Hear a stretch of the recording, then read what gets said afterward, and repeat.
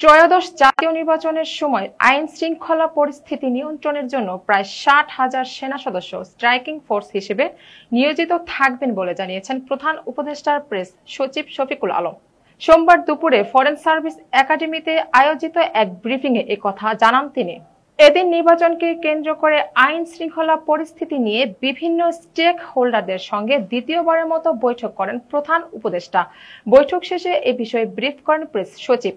ব্রিফিংয়ে শফিকুল আলম বলেন, বৈঠকে সেনাবাহিনীর পক্ষ থেকে বলা হয়েছে প্রায় 60,000-এর মতো ট্রুপস নির্বাচনী ডিউটিতে থাকবেন। 5 আগস্টের পর থেকে তারা মাঠে ডিউটিতে রয়েছেন। তাদের ম্যাজিস্ট্রেসি পাওয়ার আছে। নির্বাচনের সময় তাদের বলিষ্ঠ ভূমিকা থাকবে। তারা স্ট্রাইকিং ফোর্স হিসেবে থাকবেন আইন শৃঙ্খলা পরিস্থিতি নিয়ন্ত্রণের জন্য। এছাড়াও ইলেকশনের আগে পুলিশের প্রস্তুতির কথাও বলা রয়েছে।